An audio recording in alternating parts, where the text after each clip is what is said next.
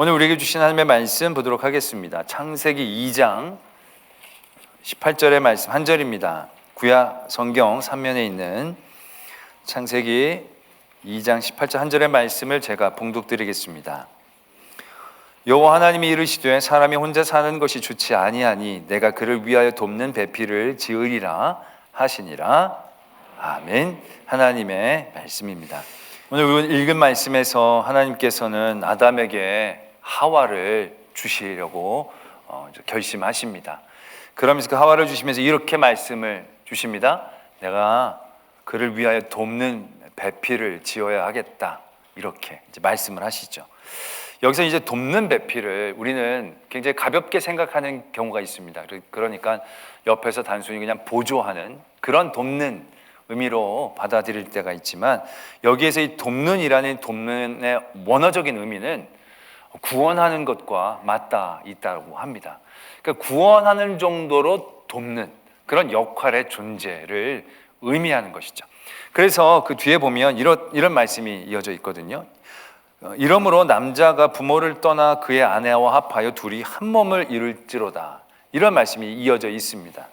우리는 아이가 장성했으니까 이제 독립하면서 결혼해서 나가 사는 정도로 이해하지만, 이건 그런 것보다 더 깊은 의미를 갖고 있습니다. 한 존재가 부모에게서 떠난다는 것은 굉장히 새로운 도전을 시작하는 것이고요, 어떻게 보면 굉장히 위험한 일을 하는 겁니다. 왜? 부모는 그 자녀에게 있어서 거의 전부와 같았던 존재이지요. 필수 불가결한 존재입니다. 대체할 수 있는 존재가 아닌 거죠. 이 아이의 산성이 되고 보호자가 되어지는 겁니다. 이 부모를 떠난다는 것은요, 굉장한 일인 겁니다. 그런데 그러한 부모의 역할을 대신해주는 한 존재가 있다는 거죠. 그게 아내이다라는 겁니다. 그게 남편이다라는 겁니다. 그게 돕는 존재에 대한 굉장히 명확하고 분명한 의미가 되어진다는 거죠. 그 단순히 내가 뭐 좀 하는데 옆에서 도와줄 수 있는 존재가 아니라, 이 존재를 통하여 내가 살고 이 존재를 통하여 내가 버틸 수 있고, 그렇게 서로가 하나 되게 됨에 있어서 굉장히 필요한 존재, 그러한 존재를 오늘 하나님은 아담에게 만들어 주시려고 하신다라는 얘기입니다. 그러면서 우리가 이 말씀을 이렇게 말씀을 드리면 좀 마음의 섭섭함을 갖고 있는 분들이 계시죠. 왜냐하면 돕는 배필이라고 했는데 돕는 건 바라지도 않아. 오히려 짐되고 힘든 배필도 많은 거 아니냐고, 이러면 어떡하냐고, 그런 마음을 품는 경우도 있습니다. 근데 이 얘기에 뒷얘기가 이스라엘 민족 안에 이 미나처럼 있다고 합니다. 어떤 얘기가 있냐면, 이제 아담이 이제 일 열심히 하고 혼자서 열심히 이제 일을 하는데 쌍쌍이서 동물들이 오니까 그걸 바라보는 눈빛을 보시고 하나님이 좀 마음이 치근하셨던 거예요. 그래서 이제 하와를 만들어 주신 거죠. 하와를 아담에게 딱 보내셨더니 아담이 너무 좋아하죠. 정말 어떻게 이런 일이 있을 수 있을까? 너무 좋아하고 행복했다는 거예요. 그래서 하와랑 가면서 이제 즐겁게 이제 지내기 시작하는 거죠. 한 달 뒤에 근데 이 아담이 하나님을 찾아온 겁니다. 그래서 하나님께 이렇게 얘기했다는 거죠. 하나님, 도저히 못 살겠습니다. 너무너무 시끄럽고 귀찮습니다. 이 사람은 왜 이렇게 물어보는 게 많은지, 한시도 나를 가만두지를 않습니다. 하나님, 전처럼 좀 편하게 지냈으면 좋겠습니다. 그래? 알았다. 그럼 내가 하와 데려갈게. 데려가십시오. 하와를 데려간 거예요.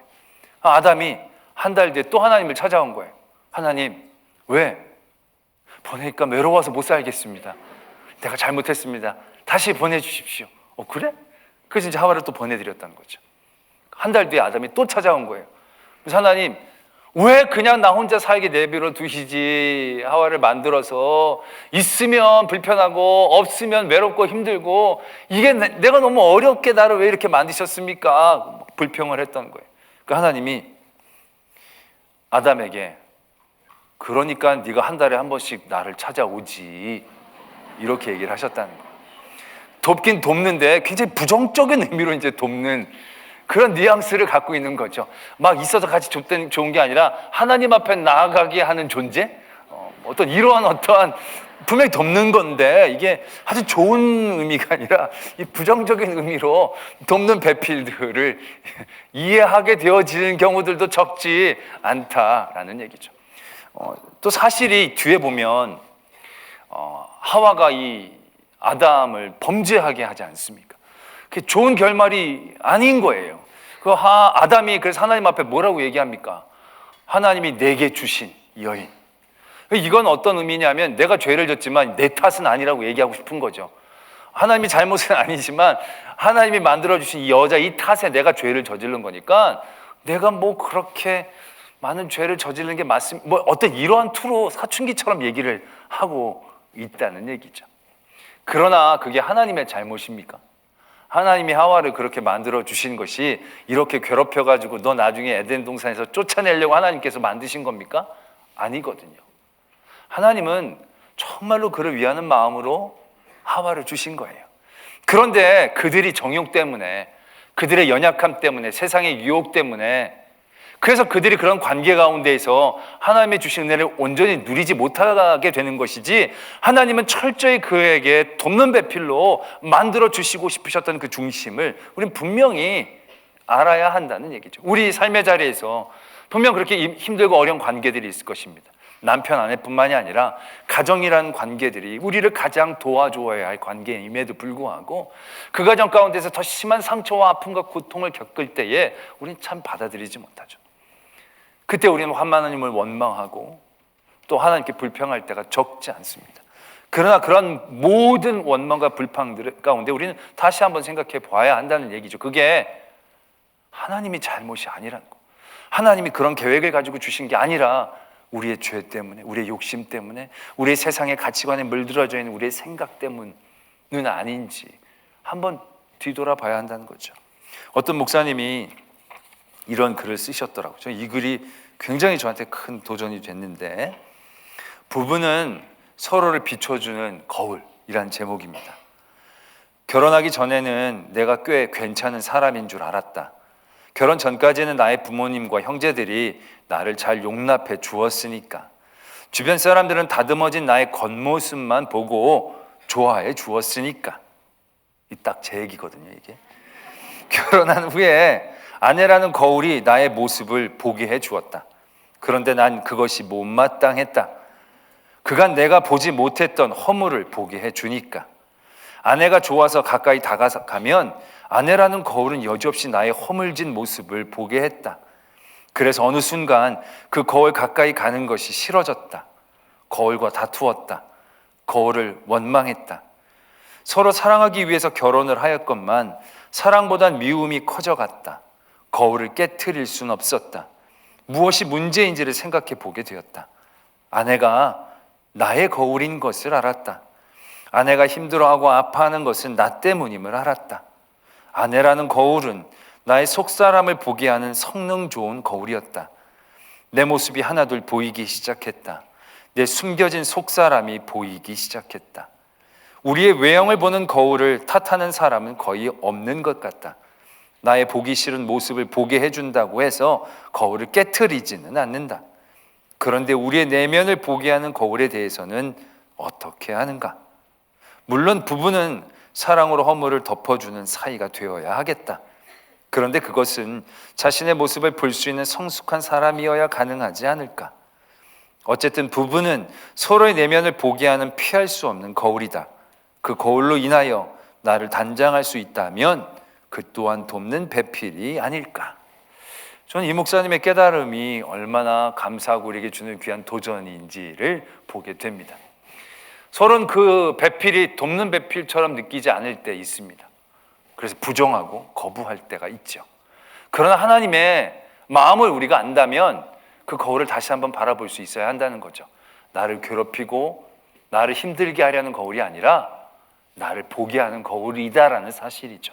그래서 그 거울을 통하여 내가 보다 더 성숙하고 내가 보다 더 온전해지고 하나님 앞에 가까워지는 놀라운 은혜의 시작을 만들어낼 수 있는 그러한 존재드림을 우리는 분명히 깨닫는 데까지 나아가야 한다는 거죠.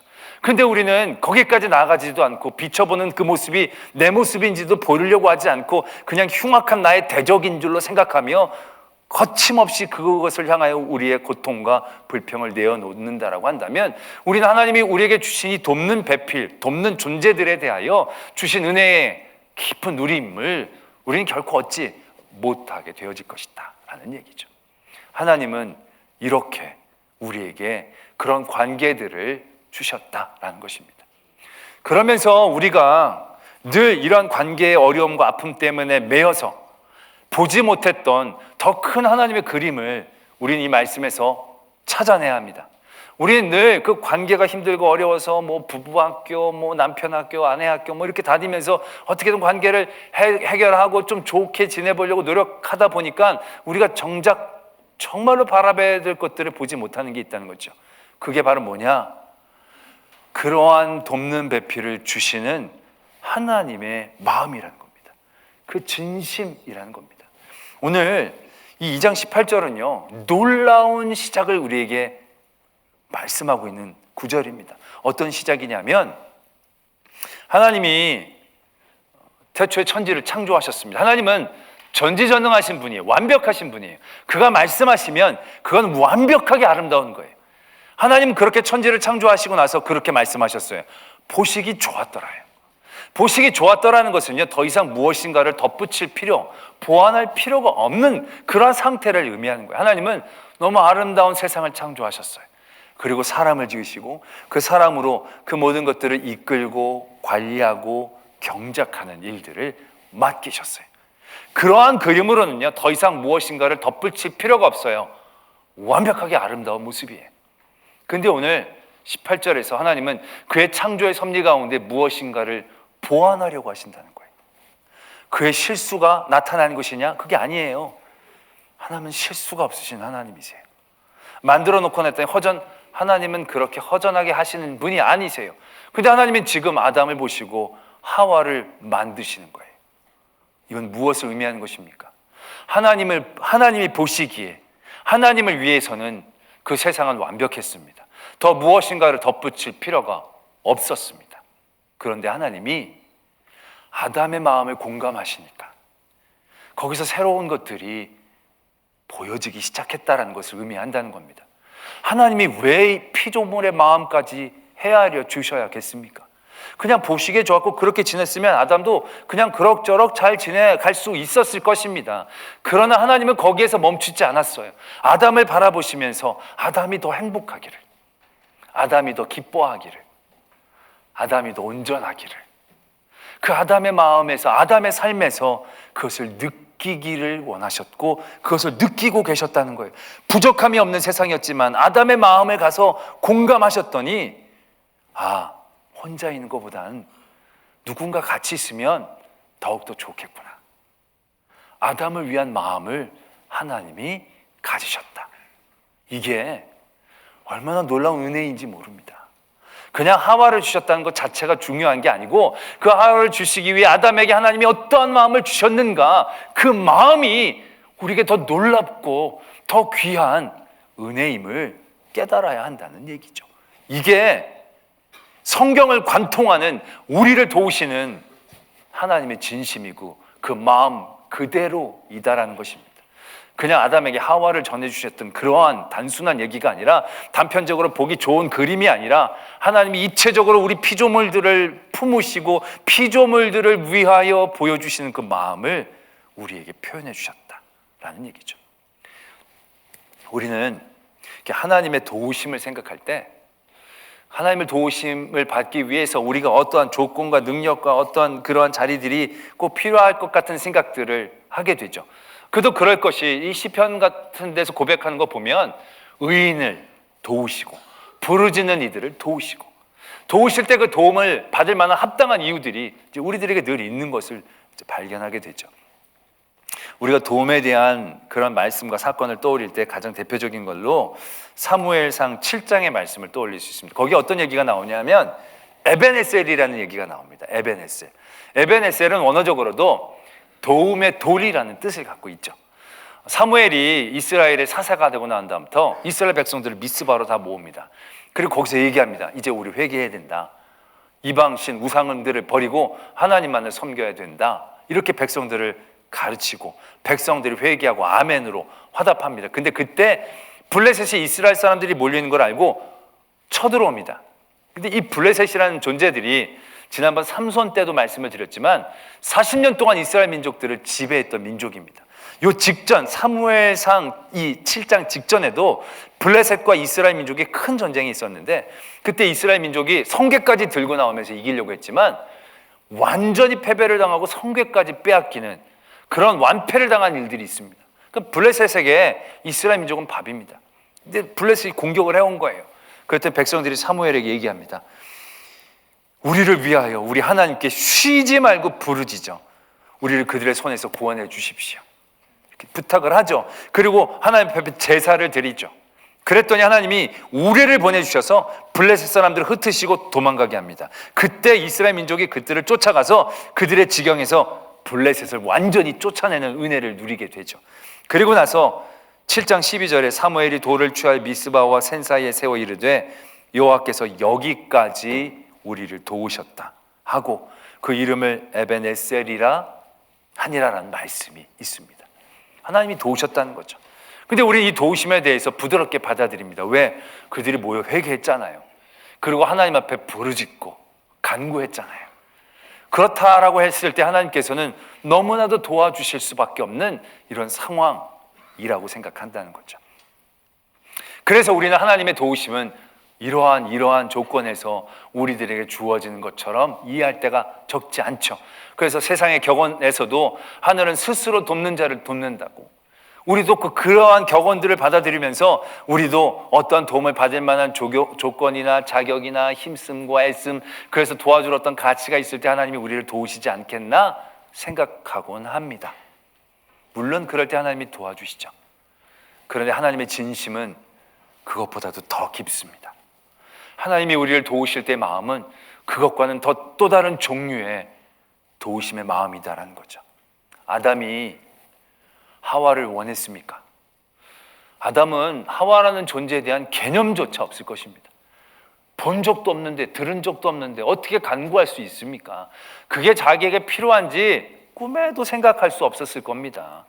그러한 존재를 하나님 앞에 간구하는 것은 더욱더 불가능한 일이죠. 그런데 하나님이 그의 마음을 만져주십니다. 그의 마음을 공감해 주십니다.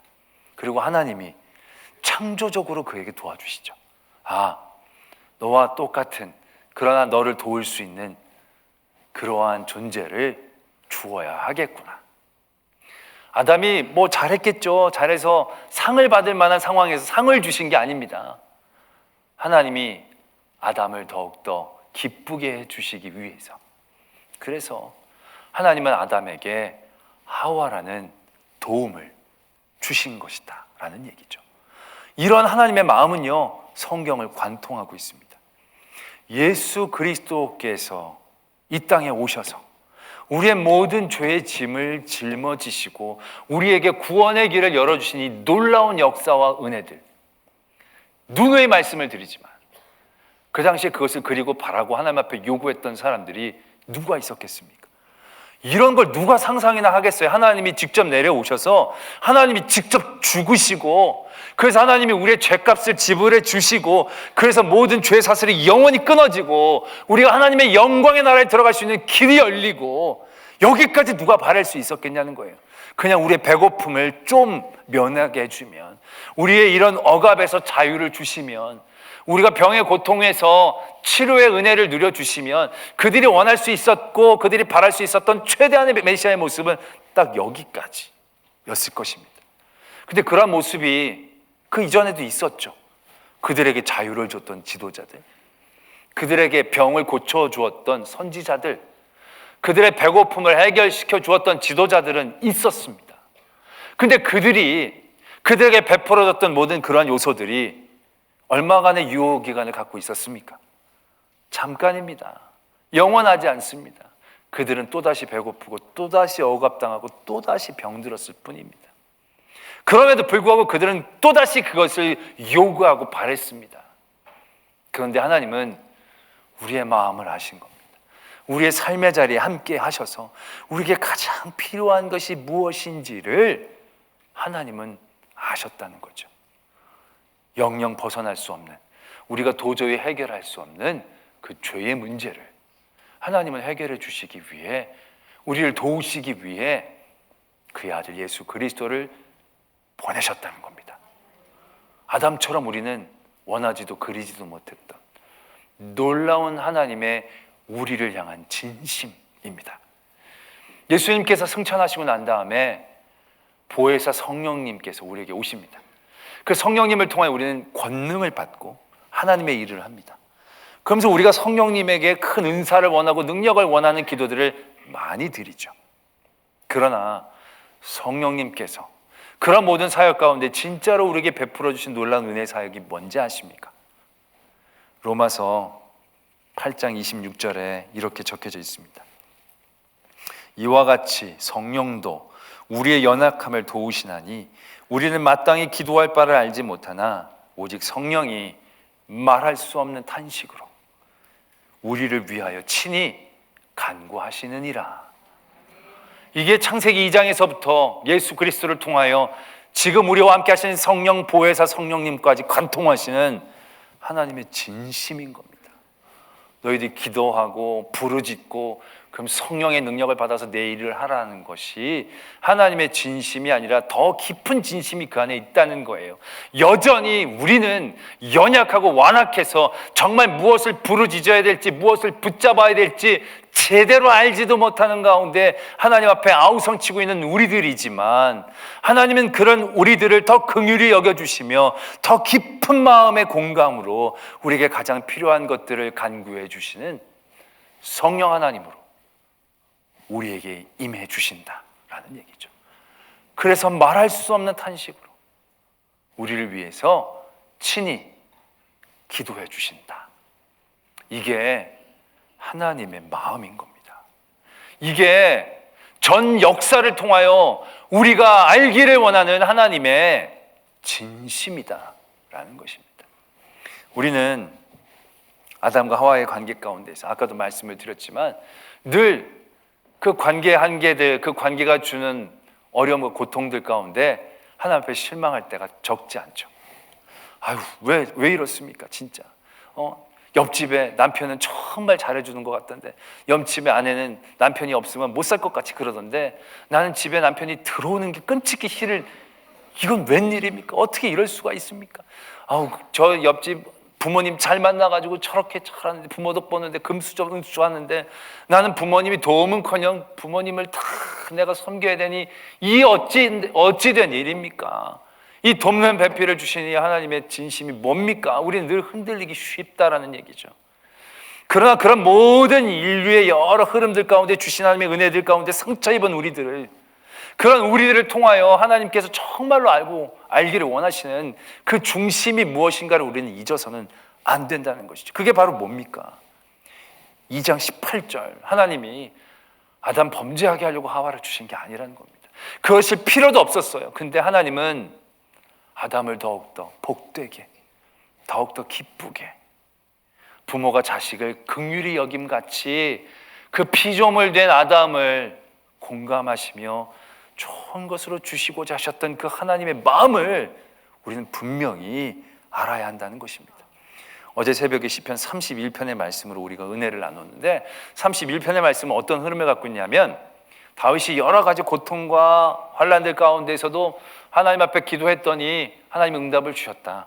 이제 그러한 경험을 가지고 찬양을 하는 겁니다. 그래서 너희들도 그럴 때 절대로 포기하지 말고 기도하고 하나님 앞에 나가라. 강하고 담대해라. 이제 그러한 찬양을 고백하는 그러한 시편이지요. 그런 가운데 다윗이 그렇게 할 수 있었던 힘이 있습니다. 그 힘이 바로 뭐냐? 그것이 하나님의 본심을 의심하지 않았다는 거죠. 그 환난도요, 두 가지 종류의 환난을 얘기하는데 첫 번째는 대적에게 당한 고통입니다. 대적에게 당한 고통은 내가 잘못하지 않은 경우에도 당할 수 있기 때문에 명분으로 우리가 하나님을 의지하는데 그렇게 어렵지는 않습니다. 대적이 나를 괴롭힙니다. 하나님, 나는 그러고 의롭고 나는 선한데 하나님 나를 꼭 지켜주시고 내가 승리하게 해주십시오.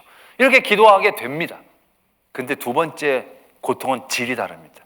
두 번째 고통은 그가 자기의 죄 가운데 있음을 깨달은 거죠. 자기의 죄로 인한 고통을 하나님 앞에 고백합니다. 솔직히 그럴 때는 하나님 앞에 뭐라고 얘기하기가 쉽지 않거든요. 내가 받는 벌이거든요. 그러나 다윗은 그렇게 벌 주시는 하나님을 통해서도 하나님의 진심, 그 하나님의 본심에 대한 확신만큼은 흔들리지 않았다는 것입니다. 그 본심에 대한 믿음이 흔들렸으면 하나님이 나를 때리실 때 우린 그 손을 보며 두려워하고 떨 겁니다. 나를 몇 대나 때리실까? 그러나 하나님이 나를 사랑하는 그 진심에 대한 확신과 신뢰가 있으면 하나님이 나를 때리실 때도 손이 아니라 하나님의 마음을 바라보게 되는 거죠. 그리고 바라게 됩니다. 소망하게 됩니다. 그리고 더욱더 하나님을 붙잡게 됩니다. 시장에서 부모님들이 애가 말썽을 부르면 저리 가 너 아무 데나 가, 너 내 자식 아니야. 그러면 애들이 그동안 감사합니다. 그리고 뭐 나를 진짜 이제까지 길러, 이런 애들은 없잖아요. 그게 본심이 아니라는 걸 알잖아요. 애들은 너 내 자식도 아니야. 그게 아니라 제발 좀 잘해, 내 말 좀 잘 들어 라는 그 엄마의 본심을 알잖아요. 그러니까 막 때려도 옆에 아줌마가 말려요. 그죠? 아, 그만 때려라 그러면 아줌마 품으로 가야 되잖아요. 근데 그런 애들이 많지 않아요. 그래도 때리는 엄마를 붙잡는 거예요. 왜? 진심에 대한 확신이 있으니까. 그 진심에 대하여 그가 더욱더 바라보게 되니까 지금 이런 모든 현상과 상황들은 그를 압도할 만한 것이 되지 않는 것이죠. 오늘 하나님께서 아담에게 돕는 배필을 주십니다. 우린 그 돕는 배필의 질을 따질 때가 많죠. 그런데 2장 28절은요 그러한 돕는 관계를 주시는 우리를 향한 하나님의 마음에 대하여 우리가 깨닫는 시작이 되어져야 한다는 것이죠. 우리가 무엇이기에 우리는 그냥 관리인일 뿐인데 근데 하나님은 우리를 더 복되게 행복하게 더 기쁘게 해주시고 싶어 하셨다는 거죠. 그래서 우리에게 아버지를, 어머니를, 자녀를, 남편을, 아내를, 그 관계를 주신 것입니다. 때론 그 관계 가운데에서 우리가 더 큰 상처도 받죠. 더 큰 고통도 느끼게 됩니다. 그러나 그럴지라도 우리에게 변치 말아야 하는 것은 우리의 연약함과 세상의 완악함들 때문에 이러한 고통의 관계가 있지만 그래도 이러한 관계가 있다는 그 자체는 우리에게 에베네셀 같은 하나님의 은혜임을 깨달아야 합니다. 하나님의 진심만큼은 나를 고통스럽게 하려는 것이 아니었음을. 그렇기 때문에 우리가 그 진심을 붙잡고 나간다라고 한다면 그 고통과 부담들을 뛰어넘어 하나님이 우리에게 정말로 주시고자 하시는 그 진심의 자리로 나아가는 은혜를 누릴 수 있음을 우리는 분명히 붙잡아야 한다는 것이죠. 그러한 관계들로 힘들고 어려워하시는 분들이 계시리라고 생각을 합니다. 그러한 모든 관계 가운데에서 우리는 그 하나님이 그 관계를 우리에게 주셨던 진심을 붙잡아야 합니다. 그래서 조금 더 견디고 조금 더 참고 조금 더 강하고 조금 더 담대함으로 그 모든 일들을 뛰어넘어 하나님의 진심이 우리의 삶 가운데의 역사로 나타나는 은혜의 자리들을 누릴 수 있는 저와 여러분들이 되어지기를 소망합니다. 기도하겠습니다. 하나님 앞에 우리에게 주신 귀한 관계들로 영광을 돌립니다. 우리 남편, 아내, 좋은 아내, 남편, 좋은 어머니, 아버지, 좋은 자녀들 감사하셔야 합니다. 그러나 우리가 정말로 감사해야 할 것은 그런 돕는 배필을 주셨던 하나님의 마음입니다. 때론 그 관계들로 인하여 더 큰 고통과 아픔과 눈물 가운데 있습니까? 하나님이 여러분들을 울게 하시려고 하신 게 아니었습니다. 우리의 연약함, 우리 인간의 연약함, 하와의 연약함 때문이지요. 때문에 그 모든 일들을 뛰어넘어 우리가 그래도 행복하기를 원하시는 그 하나님의 진심을 붙잡는다고 한다면 하나님은 아담과 하와에게 그들을 위하여 가죽 옷을 지어 입히셨듯이 우리를 위하시고 우리를 도우시는 하나님의 은혜의 자리에 다다를 줄로 믿습니다. 그 하나님의 진심을 붙잡고 조금 더 견디고 버티고 나아갈 수 있는 믿음을 허락하여 주시옵소서. 이런 기도의 제목으로 하나님 앞에 나가겠습니다. 아버지 하나님, 우리 연약함, 부족함을 긍휼히 여겨주시고 품어주시옵소서. 온전하게 해주시옵소서. 하나님의 은혜의 자리에 나가게 해주시옵소서. 하나님을 붙잡게 해주시옵소서. 하나님을 바라보며 하나님 우리 모든 삶의 자리에서 그 크신 은혜, 크신 신분 지켜주시게 해주시옵소서.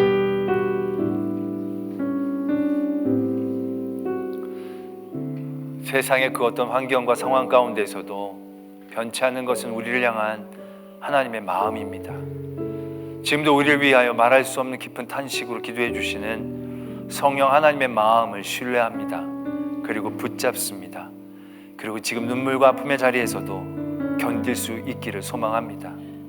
주신 은혜, 그 은혜의 하나님을 더욱더 사랑할 수 있는 우리의 믿음으로 나타나게 하여 주시옵소서. 그런 모든 가운데서도 우리를 한없이 사랑하시는 그 하나님이 나의 하나님이심이 너무 감사합니다. 너무 기쁩니다. 그래서 우리는 더 믿음의 자리로 나가고자 합니다. 부족한 저희 하나님의 진심을 붙잡고 은혜의 자리 나아가게 하여 주시옵소서. 믿사오며 예수 그리스도의 이름으로 기도드립니다. 아멘.